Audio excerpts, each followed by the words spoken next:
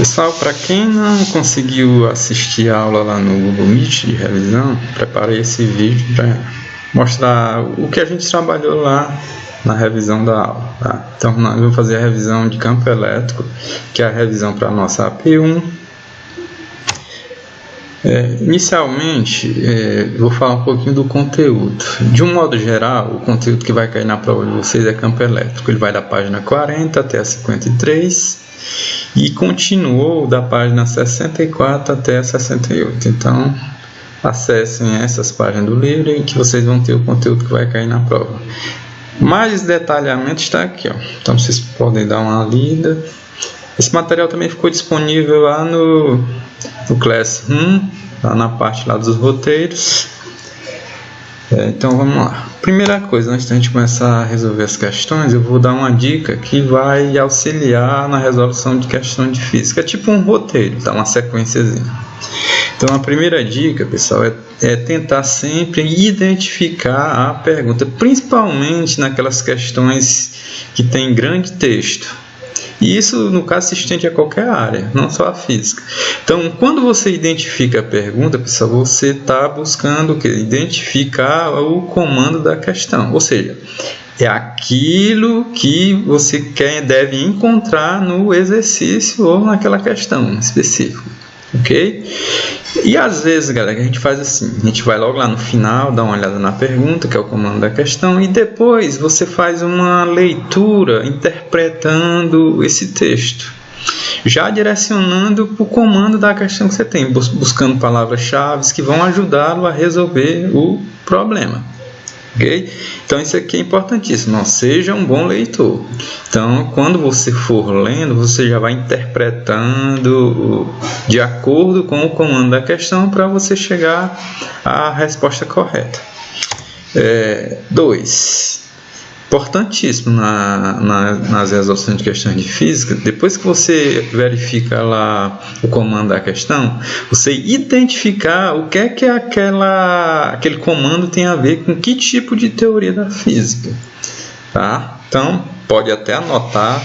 No caso aqui da pergunta do comando da questão, você pode até marcar lá quando você estiver lendo, risca o comando. Porque tem questões que às vezes a gente lê mais de uma vez, né? E no Enem a gente sabe que não pode perder tanto tempo. Então, identifica a teoria que está envolvida na resolução da questão.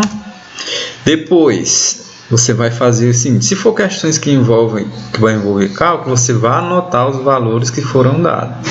Então, ao longo do enunciado das questões, os dados necessários para a resolução vão sendo fornecidos. Então, você vai anotando lado a lado, como eu faço nas minhas questões. Nas minhas videoaulas eu coloco dados e vou colocando um abaixo do outro, para ficar organizadozinho e a gente depois, quando for aplicar, não ter problema. Outra coisa que é muito importante, que assim, muita gente às vezes não fica atento a esse detalhe, é você conferir as unidades de medidas.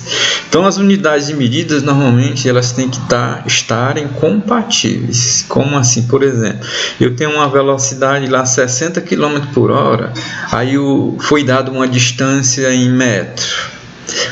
Você já vai observar que vai aparecer quilômetro no dado da velocidade e metro para a distância. Ou seja, aí não estão compatíveis. Ou tem que estar tudo em metro ou tudo em quilômetro. E às vezes assim, você dá uma olhadinha na resposta. Se no caso ele quisesse uma coisa que estivesse respondendo com metro, aí você transformava as duas unidades para metro. Se fosse a resposta em quilômetro, transforma tudo para quilômetro. Assim vai. E normalmente a gente recomenda, na maioria das questões, usa-se o Sistema Internacional de Unidades. Tá? Então, por exemplo, nós estamos falando de velocidade. Qual é o padrão do Sistema Internacional? Metros por segundo. Qual é o padrão de distância? Metros. Qual é o padrão de massa? Quilograma. E assim vai.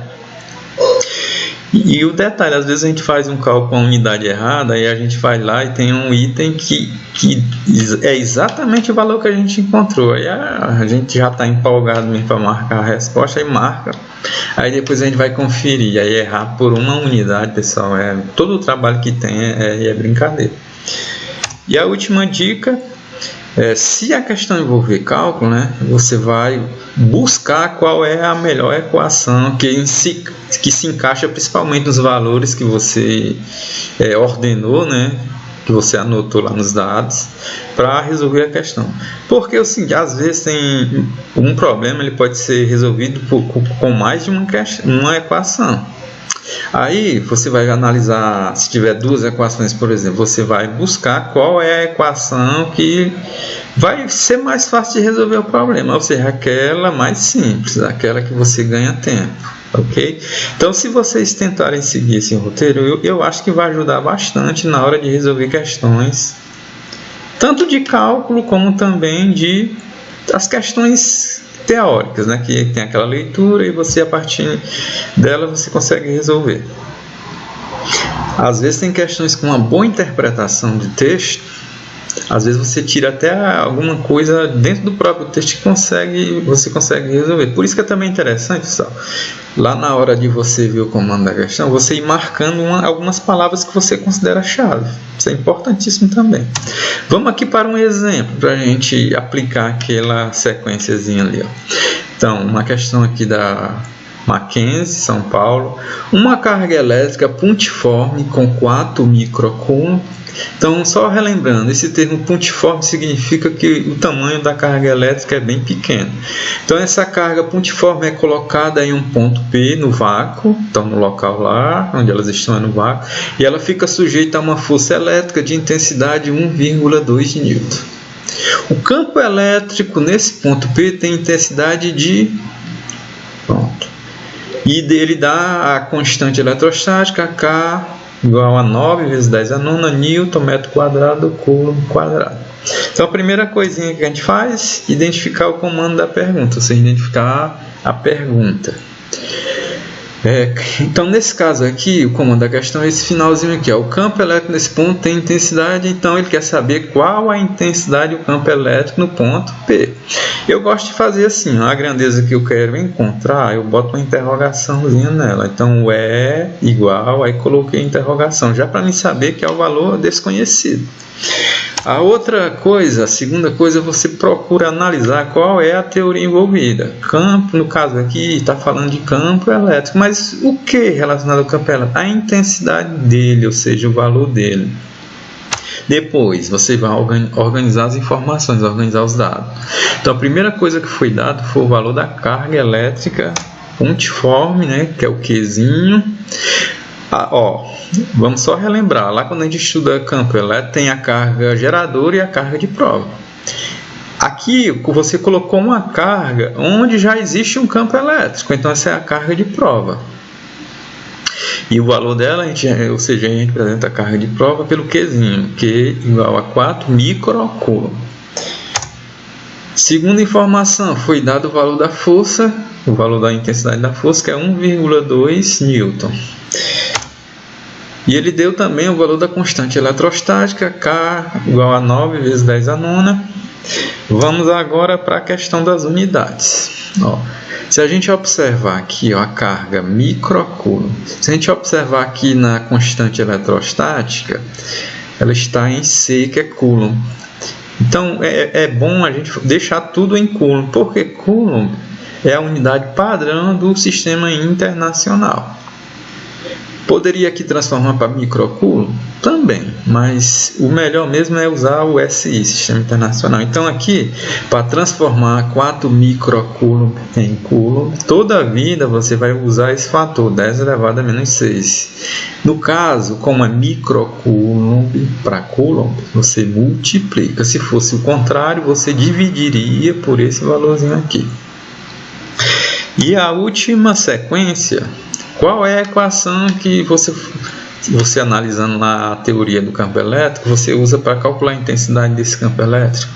Só a gente tem duas equações. Essa primeira como eu falei, tem problemas que você pode ter mais de uma equação para resolvê-lo. Nesse caso, nós temos E igual a F sobre Q, ou seja, o campo elétrico é igual a força sobre a carga de prova. E o campo elétrico também é igual a K carga geradora vezes a carga geradora dividido pela distância ao quadrado. Agora a gente analisa o que é que foi dado de informação para a gente volta aqui, ó. Eu tenho o valor da força aqui, ó, temos, e tem o valor da carga de prova, temos, está aqui, ó.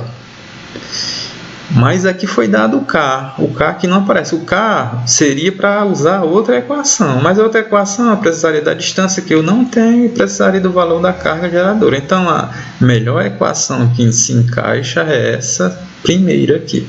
Então agora é resolver, ó. Então é igual a F sobre Q, então é igual a força, que vale 1,2 dividido por 10 a menos 4 vezes 10 a menos 6, que é quem? O valor da carguinha de prova.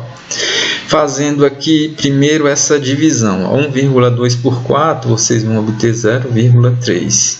E aqui embaixo repete-se o 10 elevado a menos 6. Aqui na sequência eu posso fazer o seguinte, vamos transformar esse termo aqui, eu vou representar em notação científica, ou seja, representar um número entre 1 e 10. Então para 0,3 ficar entre 1 e 10, a vírgula tem que andar para frente aqui, fica 3, né? 3 não é maior do que 1 e menor do que 10, então já está dentro do intervalo que eu quero. Agora, como eu andei a vírgula uma vez, pessoal, vai aparecer uma potência de 10. Então, como eu andei a vírgula para a direita, o expoentezinho vai ser negativo. Eu andei uma casa, então vai ser menos 1. Então, agora, vamos continuando. Ó, o 3 eu repito aqui, porque não dá para fazer nada com ele. Eu vou agora operacionalizar essas duas potências de 10. Então, divisão de potência de mesma base. Repete a base, que é 10, subtrai o expoente de cima e o expoente de baixo. Então, menos 1, menos... Aí eu boto entre parênteses, menos 6. Ó. Detalhe. Esse menos aqui é o sinal da operação, que é a subtração do expoente de cima do de baixo. E eu boto o sinal também do número do expoente inferior. Porque se você botar só menos e 6, já estaria errado. Porque eu estaria colocando só o valor do sinalzinho do expoente dessa potência. Então, não se esqueça, senão aqui você vai errar. Já erraria se ficasse menos 6. Porque aqui depois, quando a gente faz o jogo do sinal, ó, vamos repetir o 3, né? Então, ó, fica 10, ó, menos 1, ó, menos com menos dá mais. Então, vai ficar mais 6. Então, agora, finalizando, ó, 3, repetir, ó, menos 1 com mais 6, você vai ficar com 5. Então, nossa resposta, 3 vezes 10 elevado a 5 Newton Coulomb. Olhando lá nossas respostas, lá o item A seria o item A, 3 vezes 10 a 5 Newton por Coulomb. Ok? Então, seguindo essa sequenciazinha, pessoal, eu acho que a gente organiza as informações e aí a gente também não se perde na hora de resolver o problema. Questão 1, agora vamos resolver mais alguma. Acho que tem mais 4 questões aqui para frente. Leia as afirmativas abaixo e julgue-as quanto a C, quando ela for certa, ou E, quando elas forem erradas. E em seguida marque a alternativa correta. A primeira afirmativa: o campo elétrico gerado numa região do espaço depende exclusivamente da carga fonte e do meio. Segunda afirmativa: em torno de uma carga elétrica sempre haverá um campo elétrico. E a outra: se um campo elétrico de uma região não variar com o decorrer do tempo, ele será chamado de campo eletrostático. Vamos só relembrar o conceito de campo elétrico, pessoal. O campo elétrico ele vai existir sempre que eu tiver uma carga elétrica geradora. Então essa carga ela vai gerar uma região ao redor dela, que nós chamamos campo elétrico, e o efeito produzido por esse campo elétrico vai ser o seguinte: só vai sentir o efeito quando você pegar outra carga e colocar dentro do campo elétrico gerado por essa carga grande aqui, é o Qzão.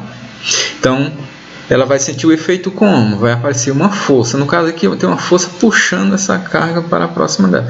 Por exemplo, se eu não colocasse nenhuma carga de prova aqui, iria existir o campo. Mas só que o quê? Ninguém ia saber a existência dele. Por quê? Não teria nenhuma força. Só se eu botasse um outro objeto também eletrizado. Aí, com certeza, apareceria o efeito do campo. Então, ó, o campo elétrico é a região do espaço em torno de uma carga elétrica Q. Para diferenciar, a carga geradora é o Q maiúsculo e a carga de prova é o Q minúsculo.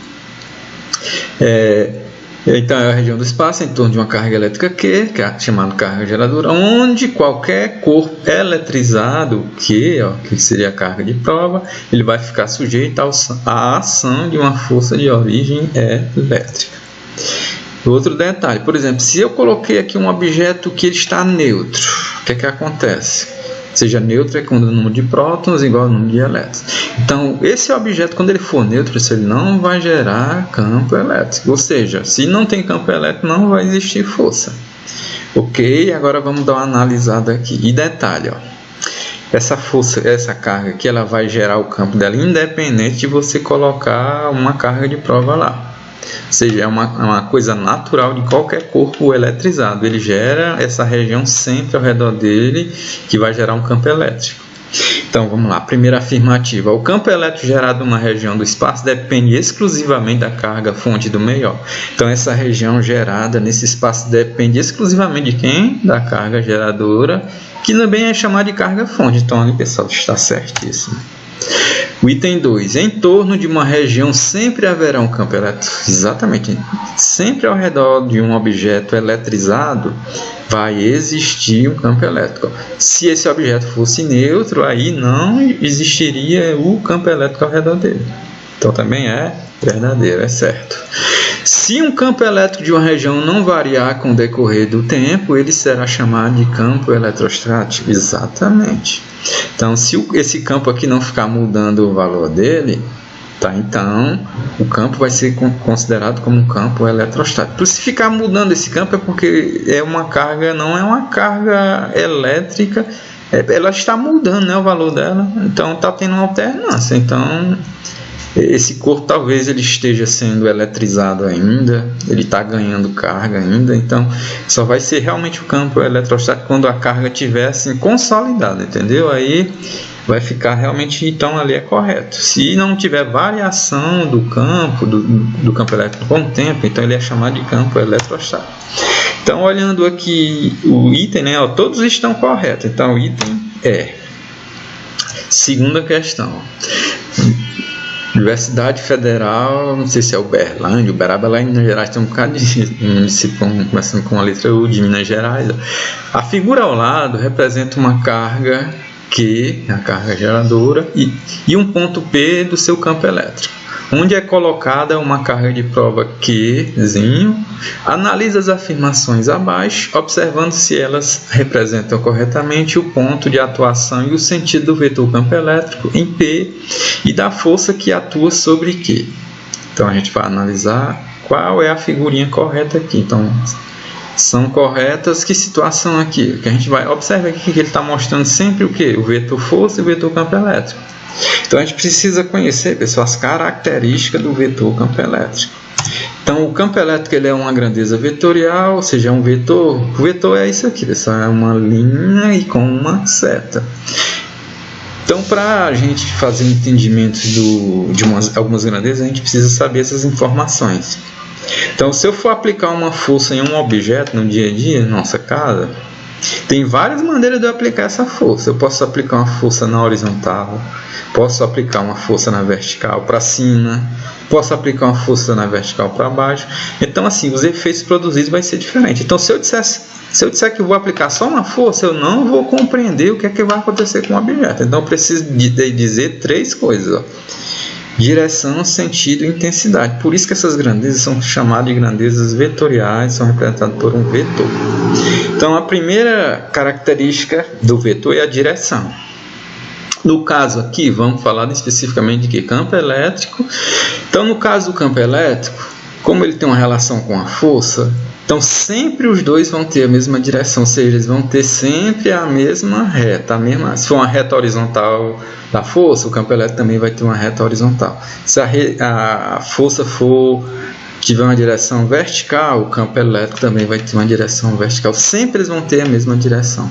Agora, a segunda informação é o sentido. O sentido vai depender basicamente da carga de prova.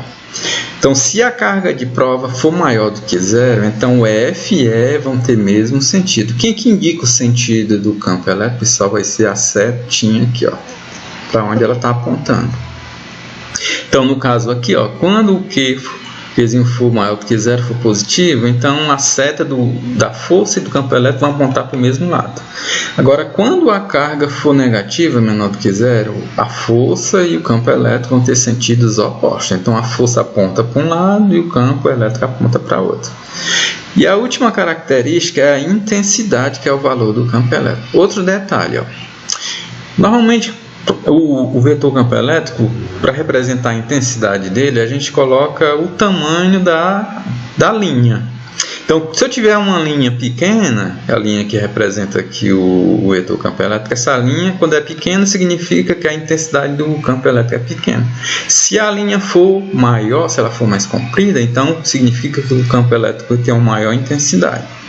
Agora tem outra característica também que está relacionada com o campo, o tipo de campo gerado pela carga geradora. Então, quando a carga geradora for positiva, maior do que 0, ela vai produzir o quê? Um campo elétrico de afastamento. Então, a setinha ela vai saindo da carga geradora. E quando essa carga geradora for negativa, menor do que 0, o campo elétrico vai ser de aproximação. Então, a setinha vai apontar na direção da carga. Pronto. Então, aqui com essas informações, agora a gente vai analisar as figuras. Ó. Então, na figura 1, e esse aqui é o ponto P. O que é que significa aqui? Ó? O campo elétrico está saindo da carga. Ó. Então, é um campo de afastamento. Então, a carga geradora tem que ser positiva. Ó. Ok, aqui dá positiva. E aqui está mostrando que a força e o campo elétrico têm direções contrárias. Isso acontece quando? Quando a minha carga de prova for negativa. Então, pessoal, acho que o item aqui já é o item 1, já é o item correto. Então, aqui, na realidade, nós vamos analisar os três, tá? Desculpa, pessoal. Então, a segunda afirmativa aqui, então a primeira está correta. Então a primeira, ó, o campo elétrico está saindo, né? Está saindo aqui do ponto P, tá para cá, ó. Então a carga geradora é positiva, que é um campo de afastamento, então é verdadeiro. E aqui, ó, a força e o campo têm mesmo sentido. Então quando tem mesmo sentido, a carga de prova é positiva, então também é o que? Verdadeiro. A terceira imagenzinha que acontece, campo elétrico está apontando para a direção da carga, ele está apontando aqui para o lado de quê? Então aqui é um campo elétrico de aproximação. Ó. Aproximação, qual é o sinalzinho da carga? É negativo, ok. Agora, força e campo elétrico têm sentidos opostos. Quando tem sentidos opostos, significa que o Qzinho é menor do que 0, também é verdadeiro. E a última aqui, ó, campo elétrico está apontando para a carga, então ele é um campo de aproximação, então a carga geradora é o que? Negativa. E aqui, ó, campo e força tem o que? Mesmos sentidos, então quando tem o mesmo sentido, a carguinha de prova é positiva, também é verdadeiro. Tudo certo, ó, todas as quatro afirmativas, né, elas são corretas. Então aqui seria o item A, ó, todas as afirmações estão corretas. Terceira questão. Durante uma tempestade, um raio atinge o avião em voo. Então é a questão da AFA lá do Rio de Janeiro. Então pode-se afirmar que, então aqui, ó, só dá uma olhadinha no início. A tripulação não será atingida, será parcialmente atingida, não sofrerá dano físico. Então tá falando, ó, com relação às pessoas que estão dentro do avião. Vai acontecer alguma coisa com elas? Elas vão ser atingidas pelo raio? Não vão ser atingidas? Não vão sofrer dano físico? Então, vamos voltar aqui, ó. Qual é a teoria envolvida nisso aqui, ó, pessoal? Vamos relembrar quando eu falei de raios, né? Que o local ideal para a gente se proteger é dentro de um ambiente fechado por causa de quê? Da tal da blindagem eletrostática. Então, como essas cargas estão caindo aqui sobre o avião, então elas vão ficar todas elas na carcaça, elas vão ficar na parte externa. Então, as cargas elétricas se espalham na superfície externa. Ou seja, como dentro não tem carga elétrica dentro do avião, então lá dentro, pessoal, não existe campo elétrico. Então, quando não tem campo elétrico, não tem força elétrica. Então, as pessoas vão ficar o quê? elas vão ficar livres do efeitos elétricos provenientes do meio interior, ou seja, elas vão ficar blindadas. Então, por isso que se chama blindagem eletrostática. Então, analisando aqui, ó, seria o item E, a tripulação não sofrerá dano físico, pois a fuselagem metálica lá do avião ela vai atuar como uma blindagem. E a quarta questão, a figura representa duas cargas elétricas fixas positivas, sendo que a carga 1 é maior do que a carga 2. Então está aqui a figurinha. Os vetores campo elétrico devido às duas cargas no ponto médio da distância entre elas estão mais representados em.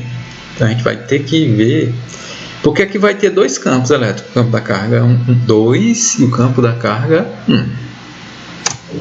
Só para a gente ver as afirmações aqui com relação ao problema, para depois a gente analisar. Primeira afirmativa aqui, ele diz que Q1 é maior do que Q2 e ambas são de mesmos sinais e ambas são positivas. Aí relembrando, com cargas positivas, os campos elétricos gerados por elas são de afastamento. E outra coisinha, com relação à intensidade do campo elétrico. O campo elétrico, basicamente, ele vai depender da carga geradora e da distância. Então, esse ponto aqui está bem no meio das duas cargas, tá? Ou seja, está o mesmo valor. Então, digamos que com relação ao campo elétrico no meio, não vai ter influência da distância, porque são iguais as distâncias. Mas o que é que a gente tem aqui, ó? O campo elétrico ele é diretamente proporcional ao valor da carga geradora. Então, se eu tiver uma carga geradora maior, o campo elétrico vai ser maior. Então, como Q1 é maior do que Q2, então significa que o campo elétrico da carga 1 é maior do que o campo elétrico da carga 2. Então, vamos aqui, ó. Eu representei novamente a figurinha para a gente desenhar o vetor. Vamos desenhar primeiro o vetor do campo elétrico da carga 1. Carga 1 é positiva, então o campo dela vai ser de afastamento. Então, nós vamos desenhar aqui, ó. Só relembrando a questão da distância, ó, D2, aqui também é D2. Então, a distância não vai influenciar na intensidade do campo elétrico. Então, a carga 1, ó, o campo elétrico dela vai saindo dela. Então, ó, o campo elétrico vai estar se afastando dela. Por quê? Porque ela é positiva. Então, seria o E1. Agora, vamos a uma representação do campo da carga 2 também de afastamento. Então, se ele vai se afastar da carga 2, então ele vai apontar para lá, para a direita. Só que como o E2, ó, o E2 ele é menor do que o E1, então vamos desenhar ele um pouquinho menor aqui, ó. Então, o campo elétrico da carga 2 vai ser representado para a direita e o campo da carga 1 para a esquerda. Então, aqui esse campo, a figurinha da reta e da certa é maior do que o do E2. Vamos olhar lá qual seria a figura que se encaixa aqui, ó. A primeira aqui basicamente estão iguais, ó. Então está dizendo que o campo elétrico 1 é igual ao campo elétrico 2. Já está errado. No item B, ó, o E1 está menor do que esse. Então já está errado. Na figura C, ele só fez trocar aqui, né? Mudou, ó, botou o E2 e está mostrando que eles são iguais. Também está errado. Na figura D, E2 está do lado de cá. Porque na figura B estava do mesmo jeito, só que aqui era E1 e aqui é 2. Ó. Aqui ele botou E2 e E1. Só que aqui ele colocou E2. A gente já até já descarta, né? Que aqui do lado de cá tem que ser o E1. Então aqui, ó, o item é ó, o E1 e o E2. A gente nota ali que a figurinha do vetor E1 é maior do que a figurinha do vetor E2. Então seria o item correto, o item E. Ok? Então, pessoal, mais uma resolução de questões de revisão, são mais 5. Né? Observem lá que no material que eu publiquei lá no Classroom também tem resolução de questões. Então, vocês podem observar as questões de lá e essas questões daqui já vão ajudar muito na prova de vocês. Assim, coloquei apenas uma questão de cálculo. As outras são estilo essas que a gente resolveu aqui, tá? Então estudem e vamos lá esperar uma boa prova de vocês. Valeu, galera, até mais.